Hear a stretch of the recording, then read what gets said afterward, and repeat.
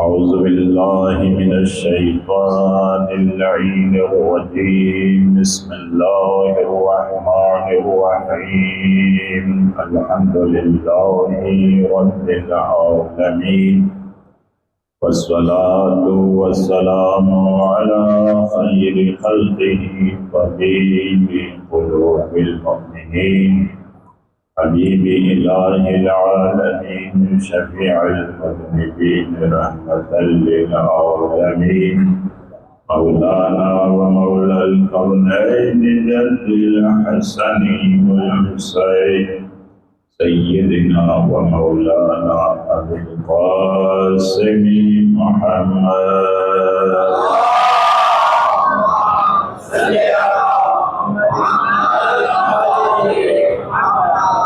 وعلى آله الطيبين الطاهرين المعصومين المنتجبين المظلومين أما بعد وقد قال الله تبارك وتعالى في كتابه المجيد وفرقانه الحميد بسم الله الرحمن الرحيم إن الدين عند الله الإسلام ولا يحسن لي محمد وآل محمد بلند الصلوات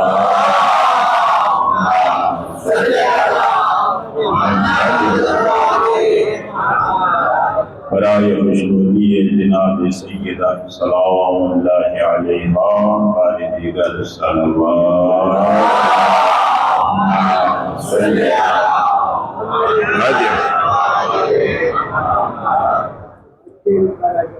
اللہ رب العزت نے ہر انسان کو تین بنیادی صلاحیتوں سے نوازا کیا ہے۔ ان میں سے پہلے نمبر پر خواہشات،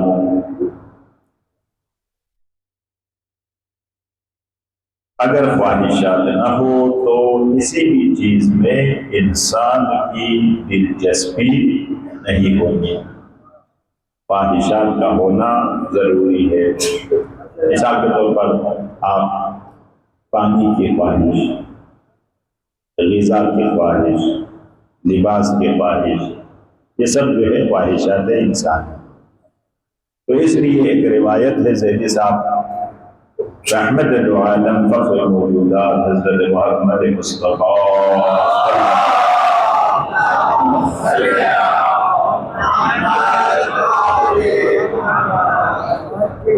اور وہ حدیث مبارکہ یہ ہے ان اللہ رکب فی الملائکۃ عقلا بلا شہوت، اللہ رب العزت نے فرشتوں کے وجود میں عقل کو رکھا ہے لیکن خواہشات ان کے وجود میں نہیں۔ وَرَكَّبَ فِي الْبَهَائِمِ شَهْوَةً بِلَا عَقْلٍ، جانوروں کے وجود میں خواہشات کو رکھا گیا ہے اور عقل سے وہ محروم۔ وَرَكَّبَ فِي بَنِي آدَمَ كِلَيْهِمَا، انسانوں کے وجود میں خواہشات کو بھی رکھا گیا ہے اور عقل کو بھی رکھا گیا۔ فَمَنْ غَلَبَ عَقْلُهُ شَهْوَتَهُ فَهُوَ خَيْرٌ مِنَ الْمَلَائِكَةِ، اگر جس انسان کے وجود میں عقل اس کی خواہشات پر غالب آ گیا تو وہ فرشتوں سے بھی بہتر۔ وَمَنْ غَلَبَتْ شَهْوَتُهُ عَقْلَهُ فَهُوَ شَرٌّ مِنَ الْبَهَائِمِ، اور اگر کسی انسان کے وجود میں خواہشات اس کے عقل پر غالب آ گیا تو وہ جانوروں سے بھی بدتر۔ تو اس لیے عزیزان محترم موجودہ صدی کا پیغام یہ ہے، جس طریقے سے کمانا چاہتے ہو کمانا، اور وہ اپنے آپ کو روشن فکر سمجھتے ہیں، بڑے سمجھدار سمجھتے ہیں، یعنی حلال اور حرام کے فرق کو مٹا دیں۔ توجہ ہے نا جی؟ آپ خاص طور پہ نوجوان حضرات جو ہے وہ تھوڑا سا آگے تشریف لائیں تو زیادہ اچھا رہے گا. ایک مل کے درود بھیجے محمد صلی علی محمد. تو موجودہ صدی کا پیغام یہ ہے، جس طریقے سے کمانا چاہتے ہیں کما لو، حلال اور حرام کو نہیں دیکھنا، اور جو کھانا چاہتے ہیں کھا لو، حلال اور حرام کے فرق کو ختم کر دو، اور جو کرنا چاہتے ہیں کر دو، حلال اور حرام کے فرق کو ختم کر دو. لیکن اسلام کیا دین ہے، توجہ سر، جس پر ہم سب کو ناز ہونا چاہیے، کیونکہ اللہ کی اس عظیم کائنات میں کتنے حشرات الارض ہیں، کیڑے مکوڑے ہیں، جانور ہیں ملا بابا، لیکن ان میں سے اللہ نے ہمیں جانور کی شکل میں نہیں بنایا، انسان کی شکل میں بنایا. اور انسانوں میں سے اربوں کی تعداد میں انسان اللہ کی اس عظیم کائنات میں بستے ہیں. اور انسانوں میں سے بھی سجاد بھائی اللہ نے ہمیں مسلمان بنایا، اور مسلمان بھی اربوں کی تعداد میں رہتے ہیں، لیکن پروردگار دو عالم نے ہمیں صاحب ایمان بنایا.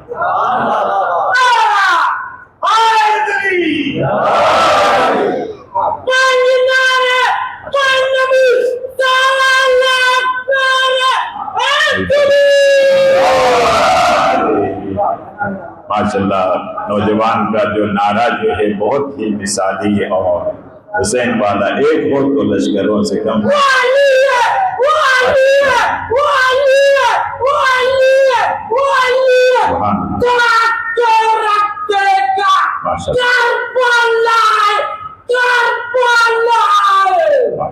جزاکم اللہ خیر. درود بھیجے محمد وآل محمد صلی علی محمد. یہ ہوتا ہے حقیقت میں اوریجنل ولایت اہل بیت. دیکھو کوئی دکھاوا نہیں ہے، کوئی ملاوٹ نہیں ہے. دیکھو نا، یہ ایک جذبہ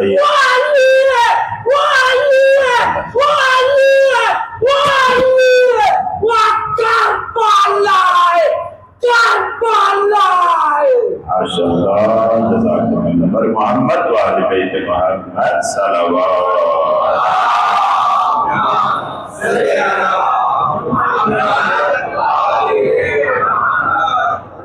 تو اللہ رب العزت نے اتنے سارے مسلمانوں میں سے آپ کو اہل بیت کا پیروکار بنا. حضرت امام علی النبی علیہ السلام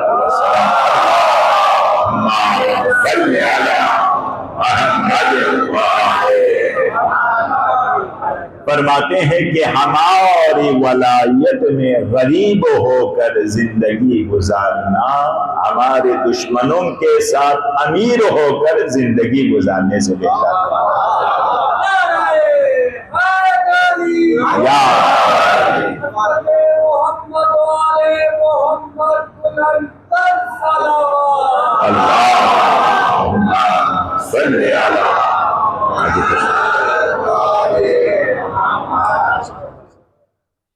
اور ہماری ولایت میں اظہار بھائی توجہ کا تعلیم، ہماری ولایت میں مر جانا بہتر ہے ہمارے دشمنوں کے ساتھ زندہ رہنے سے. یہ ولایت اہل بیت ہے. پروردگار دو عالم نے ہمیں اہل بیت کا پیروکار بنایا. یہ خود ایک عظیم سعادت ہے انسان. تو اسلام کا نعرہ یہ ہے کہ حلال طریقے سے کمانا. دیکھو، انسان نقلی اسلام اسے کہتے ہیں، ایک اوریجنل اسلام اور ایک نقلی اسلام. ایک کربلا کی جنگ جو ہے حقیقی اسلام اور نقلی اسلام کے درمیان. دیکھو دونوں طرف مطلب قرآن کی تلاوت ہو رہی تھی، دونوں طرف مثال طور پر اذان دی جا رہی تھی، نماز. اور عمر ابن سعد نے زیدی صاحب عصر عاشور ان کا جملہ یہ ہے جتنا جلدی ہو سکے فرزند زہرا کو قتل کر دو چونکہ مسلمانوں کی نماز عصر قضا ہو رہی ہے. اللہ اکبر.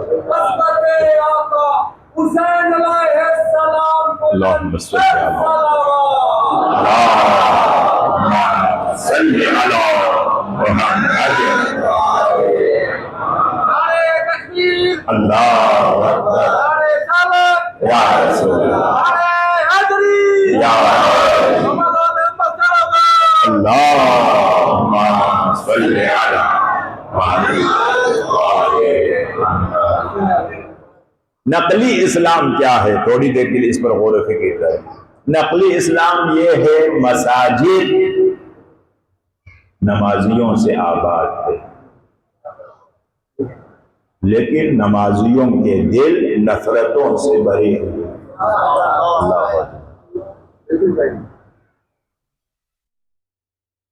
حج و عمرے کو کثرت سے بجا لاتے ہیں. بار بار حج پہ جا رہے ہیں قافلہ، بار بار آ رہے ہیں عمرے پہ جا رہے ہیں، کثرت سے حج اور عمرے بجا لاتے ہیں لیکن یتیموں اور مسکینوں کے حق کو مارتے ہیں. یہ ہے نقلی اسلام. تو کربلا کی جنگ حقیقت میں حقیقی اسلام نقلی اسلام کے درمیان کیا. اس لیے سید الشہداء نے عنوان کتنا خوبصورت ہے، عنوان پر آپ غور کیجئے. صبح عاشور ایک خطبہ دیا لشکر یزید سے مخاطب ہو. عنوان پر انسان غور و فکر کرے. آپ نوجوانوں سے خاص طور پر توجہ کا طالب ہیں کیونکہ آپ ہمارے مستقبل. تو سید الشہداء نے سب سے پہلے لشکر یزید سے مخاطب ہو کر ایک جملہ ارشاد فرمایا، یا امت السوء. ساجد بھائی توجہ، یا امت السوء، اے برائیوں کی امت. عنوان ہی بہت خوفناک ہے، اے برائیوں کی امت. اور پھر اپنی 72 اصحاب سے مخاطب ہو کر ایک عنوان دے دیا، یا امت القرآن، ایک قرآن کی امت. اللہ حسین کے سپاہی جو ہے وہ قرآن کی امت، یزید کے سپاہی تمام برائیوں کی امت. تو لشکر یزید سے مخاطب ہوگا، اس کو ذرا غور سے سنیں. سید الشہداء نے فرمایا تم لوگوں کو پتا ہے کہ میں کون؟ میں رسول خدا کا نواسا ہوں، میں جناب سیدہ کا نور نظر ہوں.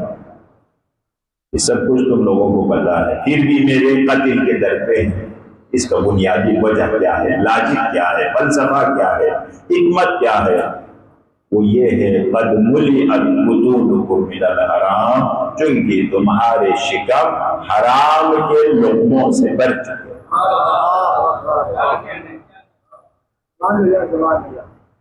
جملے پر غور کیجئے. روایات اہل بیت میں ہے حرام کے ایک لقمے سے اجتناب کرنا 1000 رکعت نماز پڑھنے سے بہتر. آپ اہل بیت کے پیروکار ہیں کیونکہ موجودہ صدی کا تو پیغام یہ ہے عقل مند انسان ہے، دانا لوگ ہے، جس طریقے سے کمانا چاہتے ہیں کما لو، جو کھانا چاہتے ہیں کھا لو، اور جو کرنا چاہتے ہیں کر لو. یہ موجودہ صدی کا پیغام. لیکن مطلب اہل بیت میں آپ ایک ذمہ دار ہیں. وہ کیا ہے؟ حلال طریقے سے کمانا. روایات اہل بیت میں ہے کہ بعض دفعہ انسانوں کو گناہوں میں دلچسپی بڑھ جاتی ہے. مثال کے طور پر مجلس میں آ جاتے ہیں تو سو جاتے ہیں. مجلس میں آ جاتے ہیں سو جاتے ہیں. لیکن دوسری جگہوں پر جب گناہ کے جو مواقع ہیں تو حشاش بشاش نظر آتا ہے۔ وجہ کیا ہے؟ حرام کے لقمے کا اثر ہے۔ اللہ اکبر۔ حرام کا لقمہ، مولانا بابا معصومین فرماتے ہیں یہ حرام کا لقمہ ایک مقناطیس کی مانند ہے، تمام برائیوں کو اپنی طرف کھینچ لیتے ہیں، اور اس کے مد مقابلے میں ولایت اہل بیت ہے۔ اگر کسی انسان کے وجود میں حقیقی ولایت اہل بیت کا جذبہ پیدا ہو جائے تو یہ مجالس و محافل منعقد کرنے کا بھی لاجک یہ ہے کہ اسے تمام نیک عبادتوں میں دلچسپی پیدا ہو۔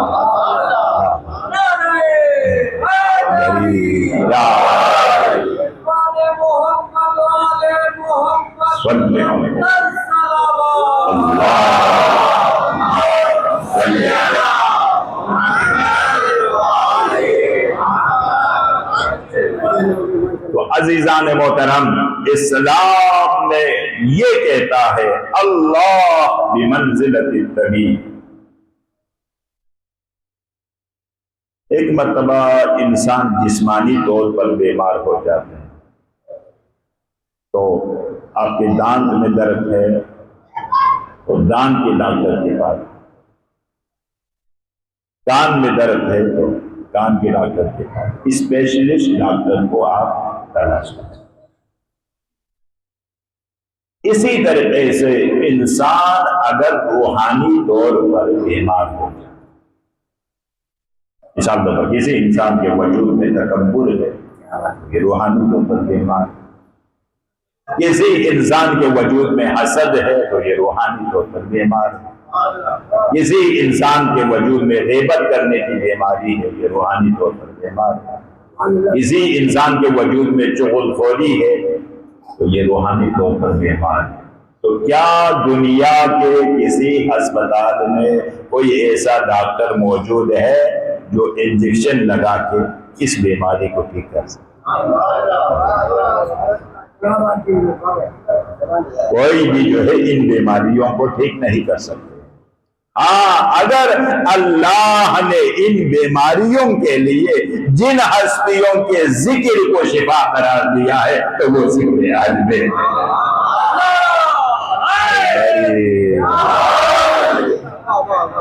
یہ ذکر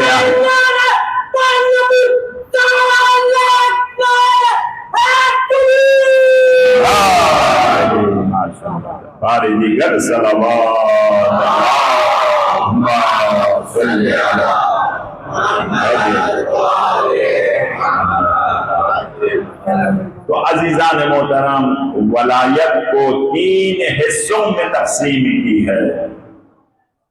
ایک ہے زبان سے اقرار کرنا، دوسرے نمبر پر دل سے تسلیم کرنا۔ اگر خدا نخواستہ زبان پر کچھ ہے دل میں کچھ ہے تو اس کو جو ہے منافق کہا جاتا ہے۔ تو اس لیے عزیزان محترم، اللہ رب العزت نے بھی ہمارے بعض لوگوں کے کلمے 2 ہے، ہمارے کلمے 3 ہیں۔ مثال مکتب اہل بیت کے کلمہ 3 ہے۔ لا الہ الا اللہ، یہ شرک کا علاج ہے۔ اللہ اکبر، یہ روحانی بیماری ہے نا جی، ابھی عرض کیا یہ شرک کیا ہے؟ روحانی بیماری ہے۔ لا الہ الا اللہ یہ شرک کا علاج ہے۔ محمد الرسول اللہ یہ کفر کا علاج ہے۔ علی ولی اللہ یہ منافقت کا علاج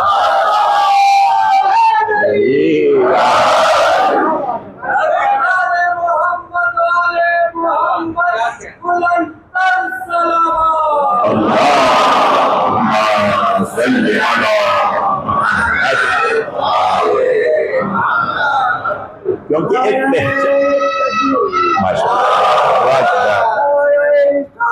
یا رسول اللہ،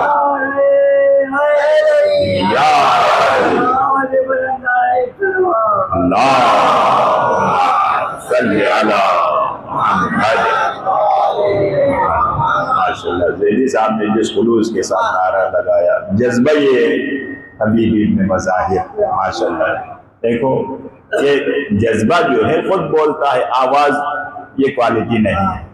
یہ تھوڑی دیر کے غور و فکر کریں کہ ہم ان اہل بیت کے ماننے والے ہیں. اس جملے کو غور سے سنیں، جو زبان کی مہارت کو نہیں دیکھتے ہیں، دل کی طہارت.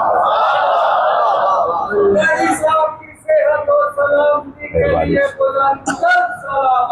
اللہم صلی علی محمد. ایک مختصر واقعہ ہے. مشہد مقدس میں حضرت بی بی شقیقہ کا مقبرہ ہے. حضرت امام موسیٰ کاظم علیہ السلام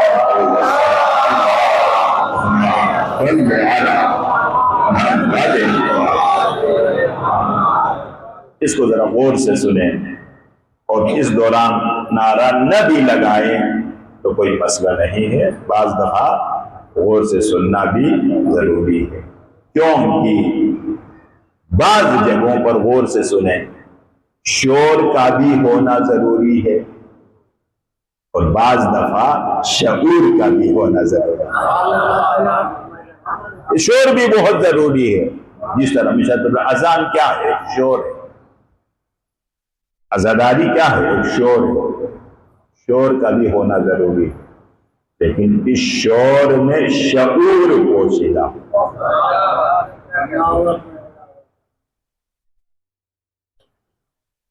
اہل خراسان کا نمائندہ بن کر، اس کا نام ہے اظہار زیدی صاحب واجب الاحترام محمد علی نیشاپوری. توجہ سے سنیں، محمد علی نیشاپوری. اب دوسرے لوگوں کو یاد نہ رہے تو کم از کم زیدی صاحب کو یاد رہنا چاہیں، چونکہ آپ کا ہم نام ہے. توجہ نہیں، آپ میں جتنے بھی محمد علی ہے اور بھی بہت سارے لوگ ہوں گے، ان کو تو کم از کم یہ واقعہ یاد رہنا چاہیے. آپ کے ہم نام کا ایک واقعہ. محمد علی نیشاپوری خراسان سے مدینہ جا رہے ہیں. بھیا سب توجہ دیں. ہر کسی نے اپنے ہدیہ و نذورات محمد علی نیشاپوری کے حوالے کر دیا. مثلا سجاد بھائی نے کہا کہ میری طرف سے 10,000 دے. کسی اور بندہ مومن نے کہا میری طرف سے 20,000 دینار. کسی نے مثال طور پر 2 لاکھ دینار. ہزاروں کی تعداد میں لوگوں نے اپنے اپنے ہدیہ و نذورات محمد علی نیشاپوری کے حوالے کر دیا تاکہ مدینے میں فرزند زہرا کے حوالے. توجہ ہے نا جی؟ تو اس میں ایک ضعیفہ خاتون، ایک غریب خاتون حضرت بی بی شقیقہ دیا 2 درہم لے کے آئی تھی اور ایک رومال اور کہا کہ میری طرف سے اس ہدیے کو فرزند زہرا کی خدمت میں. محمد علی نیشاپوری نے کہا کہ مجھے تو شرم محسوس ہوتا ہے، بات لاکھوں میں ہے تو اس میں 2 درہم کی کیا حیثیت، ایک رومال کی کیا حیثیت. تو اس وقت جو ہے بی بی شقیقہ نے یہی جملہ کہا تھا کہ دیکھو میرا مولا وہ ہے جو مال کی کثرت کو نہیں دیکھتا ہے، مال کی طہارت کو دیکھتا ہے. تو شرمندگی کا کوئی مقام نہیں ہے. آپ نے میرا نام لینا ہے، آپ کے نام سے تو تھوڑی دینا ہے. میرے نام لے کر جو ہے آپ اس کو مولا کے حوالے کر. محمد علی نیشاپوری چندین مہینہ سفر کر کے مدینے میں آ پہنچا. غور سے سنے، فرزند رسول کی خدمت میں اور اہل خراسان کے تحفہ تحائف کو مولا کے سامنے لا کر رکھنا شروع کر دیا. یہ فلان نے بھیجا ہے، یہ فلان نے بھیجا ہے، یہ فلان نے بھیجا. ایک فہرست تیار کی ہوئی تھی اور اسی فہرست کے مطابق مولا کے سامنے وہ تمام ہدایہ و نذورات رکھنا شروع کر دیا. پھر بھی شرمندگی کے عالم میں زیدی صاحب بیوی شتیتا کا نام نہیں لیا۔ تو مولا نے فرمایا اچھا وہ تمام ہدایہ وہ نزولات ختم ہو گئے۔ محمد علی نشاپوری نے کہا وہ تمام ہدایہ وہ نزولات ختم ہو گئے۔ فرمایا ایک کی امانت پھر بھی تمہاری گردن پر ہے۔ بی بی شتیتا نے جو تحفہ بھیجی ہے وہ کہاں ہے؟ اللہ اکبر، اللہ اکبر۔ بامر مجبوری وہ رومال اور 2 درہم مولا کے حوالے کر دیے۔ مولا نے فرمایا میں اہل خراسان میں سے صرف بی بی شتیتا کے ہدیے کو قبول کر لیا، باقی سب کو واپس لے گیا۔ کیونکہ کسی نے دکھاوے کے لیے بھیجا ہے، کسی نے نمبر بڑھانے کے لیے بھیجا ہے، کسی کے مال میں جو ہے مال حرام ہے، کسی کے مال میں جو ہے مال شبہ ہے، ان کی کوئی بھی ضرورت نہیں اس کو دے۔ پھر مولا نے فرمایا بی بی شتیتا سے کہہ دینا موسی بن جعفر نے تمہیں کہا ہے 18 دن کے بعد تمہاری موت واقع ہو جائے، لیکن تم پریشان نہیں ہونا، تمہاری نماز جنازہ پڑھانے کے لیے مدینے سے فرزند رسول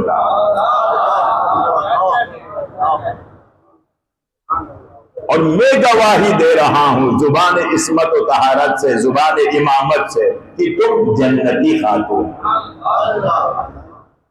دنیا میں بیٹھ کر جنتی خاتون کی ڈگری لے دی۔ اور یہ بھی وہ طلب ہے عزیزو، ایک بہت عجیب ہے روایت، انسان کے خلوص میں کتنا طاقت ہے۔ اصل بات یہ ہے خلوص میں بہت طاقت ہے۔ مولا نے فرمایا میری جدہ سیدہ سلام اللہ علیہا، اللہم صلی علی محمد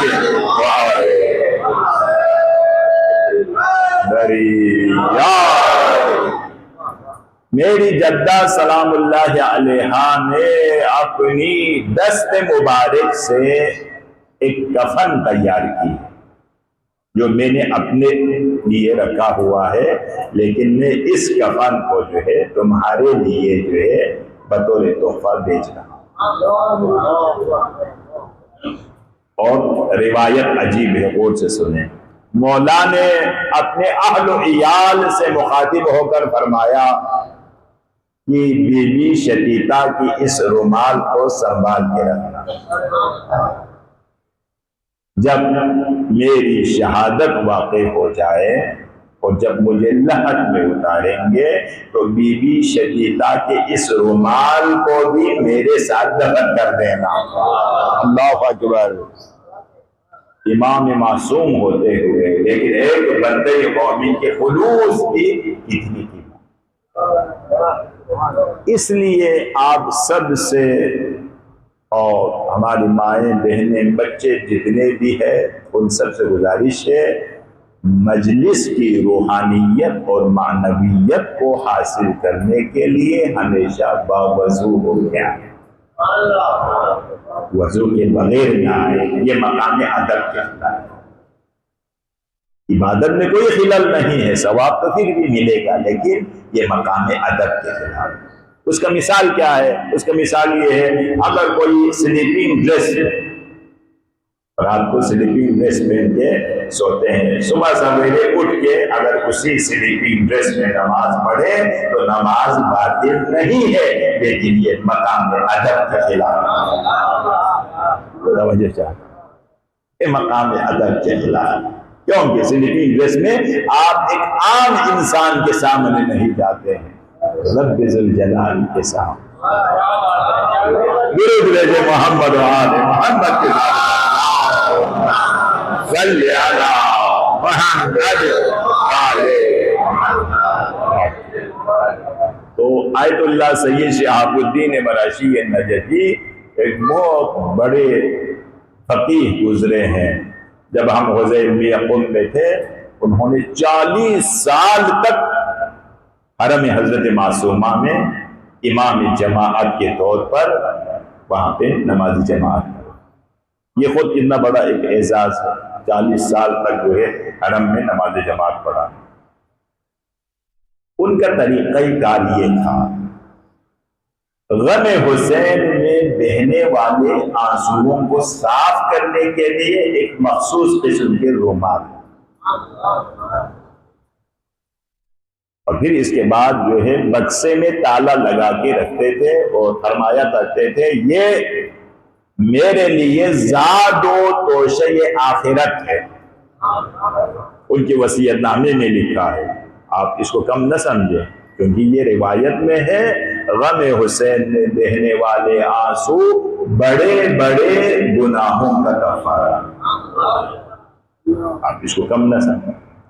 تو آیت اللہ سید شہاب الدین مراشی نے فرمایا جب میری موت واقع ہو جائیں تو اس رومال کو مجھے قبر میں لٹانے کے بعد میرے سینے پر رکھنا، چونکہ مجھے اپنے اعمال پر بھروسہ نہیں ہے لیکن اس رومال پر بھروسہ ہے. اللہ یا تو صادق آل محمد حضرت امام جعفر صادق علیہ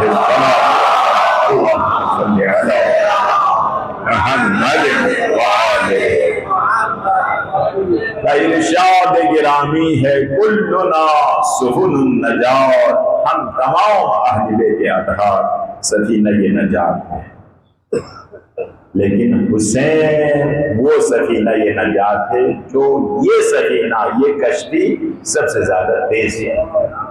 عظمت آقا امام حسین علیہ السلام بلند تر صلوات.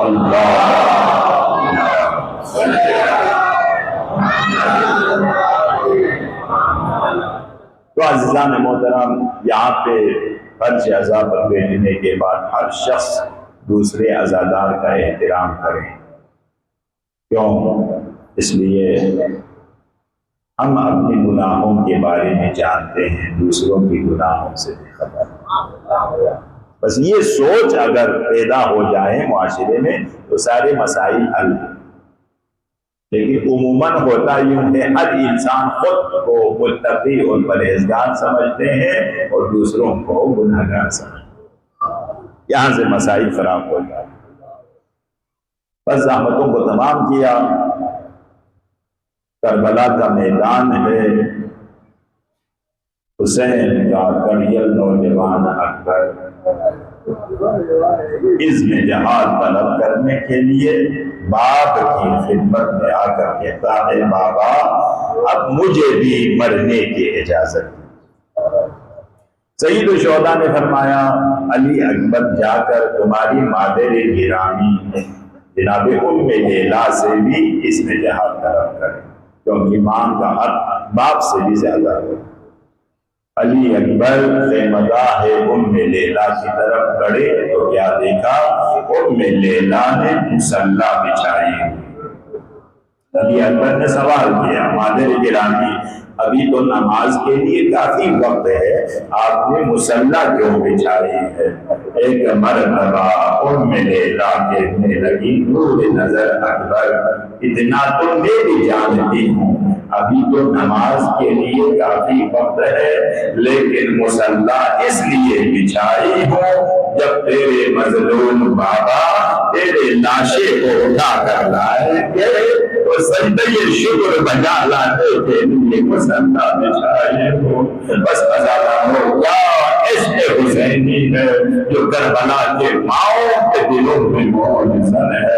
لیکن جناب ام لیلا نے ایک جملہ کہا دیکھو اگرچہ میں تمہاری مادر گرامی ہوں مجھ سے بھی زیادہ حق تمہاری گردن پر ثانی زہرا زینب کا ہے. ان کی تربیت کا اثر ہے، یا کر ثانی زہرا سے بھی اذن جہاں طلب کر لینا، بس عزادارو علی اکبر ثانی زہرا کے خیمے میں آئے۔ جناب ثانی زہرا نے کیا کیا؟ رسول خدا کے عقابے کو علی اکبر کے سر پر رکھا، اور ایک مرتبہ علی ابن مسلم یہ کہتا ہے کہ دور سے اس منظر کو دیکھ رہا تھا، ایک نوجوان نکل رہا ہے خیمے سے جس طریقے سے کسی کے گھر سے جنازہ نکلتا ہے۔ کبھی کوئی بچی آ کر دامن کو پکڑ لیتی ہے، کبھی کوئی پھوپھی آ کر دامن کو پکڑ لیتی ہے، کبھی کوئی ماں آ کر دامن کو پکڑ لیتی ہے۔ خدا را اکبر مقتل کی طرف نہیں جانا، بس عزادارو علی اکبر گھوڑے پر سوار ہوئے، گھوڑا قتلگاہ کی طرف بڑھنے لگے۔ یہ معلوم کیا ہوا؟ ایک کمزور آواز آ رہی تھی، مہلن مہلا بنیا نور نظر اکبر، آہستہ چلنا آہستہ چلنا۔ اکبر نے مڑ کے پیچھے کی طرف دیکھا تو کیا دیکھا؟ بوڑھا باپ جھکی ہوئی کمر کے ہمراہ اکبر کے رہوار کے ساتھ ساتھ آ رہا ہے۔ ذرا نور نظر اکبر، کاش تمہارا بھی اگر کوئی قلیل نوجوان دیکھا ہوتا تو تم سمجھ لیتا بوڑھے باپ کے لیے قلیل نوجوان کی موت کتنا مشکل ہے، تھوڑی دیر کے لیے زمین پہ آ جائے۔ اکبر کو اپنے سینے سے لگا دیا۔ سید الشہداء نے ایک دعا کی، اللہم شہد علی ہؤلاء القوم قد برز الیہم غلام اشبہ الناس۔ اللہ، یہ سید الشہداء کی دعا ہے، پروردگارا اب میرا وہ اکبر بھی جا رہا ہے جو گفتار و کردار میں تیرے نبی کے مانند ہے۔ جب ہم تصویر رسول اللہ کی زیارت کے مشتاق ہوتے تھے تو ہم علی اکبر کی طرف دیکھتے تھے۔ پروردگار تو گواہ رہنا، اب میرا اکبر بھی جا رہا ہے۔ سید الشہداء نے فرمایا، نور نظر اکبر بار بار بوڑھے باپ کی طرف دیکھتے ہوئے جانا۔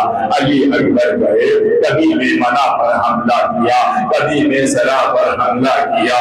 لشکر یزید میں سے کسی کی آواز بلند ہوئی، ارے تم سب مل کے اکبر پر حملہ آور ہو جائے۔ عزادارو کسی جگہ سے تیر تو کسی جگہ سے نیزہ، ایک ظالم آگے بڑھا، دو کے سینہ سے علی اکبر کے سینے پر دو کے سینہ سے حملہ کیا۔ اب علی اکبر گھوڑے پر سنبھل نہ سکے، بابا کو یاد کر کے کہا، یا ابتا علیک منی السلام، بابا بیٹے کی سلام آخر کو قبول کیجیے۔ بس عزادارو حسین آگے بڑھتے ہیں، لیکن کائنات تاریخ ہو گئی ہے، اکبر نظر نہیں آ رہا۔ بعض ارباب مقاتل نے لکھا ہے، حسین گھٹنوں کی بل چلتے ہوئے قتلگاہ کی طرف بڑھ رہے ہیں۔ یہ جملہ کہہ رہا ہے، نور نظر اکبر دکھائی نہیں دے رہا، بس تم بابا بابا کہہ کر پکارنا، اسی آواز کے سہارے میں تم تک پہنچ جاؤں گا۔ حسین لاش اکبر پر پہنچے تو کیا دیکھا؟ جس طریقے سے مچھلی خشکی پہ تڑپتی ہے، اسی طریقے سے لاش اکبر تڑپ رہا تھا۔ حسین آئے، ایک جملہ کہا، نور نظر اکبر اگر کوئی وصیت ہے تو کر لینا۔ ایک جملہ کہا، بابا میری پردیسی ماں کے لیے میرے خون آلود کرتے کو تحفے میں لے کے جانا تاکہ انہیں تسلی ہو جائے۔ 10 عزاداروں، حسین نے کیا دیکھا؟ علی اکبر نے اپنے دست مبارک کو سینے پہ رکھا ہوا ہے، حسین ہٹانا چاہ رہے ہیں، علی اکبر انکار کر رہے ہیں، حسین اصرار کر رہے ہیں، علی اکبر انکار کر رہے ہیں۔ ایک مرتبہ حسین نے جناب علی اکبر کے دست مبارک کو ہٹانا ہی تھا، کیا دیکھا؟ برچی کا پھل سینے پہ پیوست ہو گئی ہے۔ اب حسین سینے اکبر سے برچی کے پھل کو نکالنا چاہتا ہے۔ مشکل کشا کا بیٹا مشکل میں پڑ گیا، نجف کی طرف رخ کر کے کہا ادھر گرا دی ذرا حسین کی مدد کیجیے، میں سینہ اکبر سے برچی کے پھل کو نکالنا چاہتا ہوں۔ دس ازادار حسین علی اکبر کے لاشے کو اٹھانا چاہتے ہیں، لیکن حسین پھر زمین کربلا پہ گر پڑے، پھر علی اکبر کے لاشے کو اٹھانے کی کوشش کی، حسین پھر زمین کربلا پہ گر پڑے۔ ایک مرتبہ نہر القما کی طرف رخ کر کے کہا بھائی عباس، بوڑھے باپ سے جوان بیٹے کا لاشا اٹھایا نہیں جاتا، آئے دونوں بھائی مل گئے اکبر کے لاشے کو اٹھاتے ہیں۔ دس ازادار اللہ، خدا تمہیں کوئی غم نہ دے سوائے غم حسین کے۔ حسین نے لاشے اکبر کو اٹھا کر لائے۔ ایک مرتبہ ساتھی زہرا سے کہا بہن زینب ذرا ام لیلا کو سہارا دیجیے، اکبر کا لاشا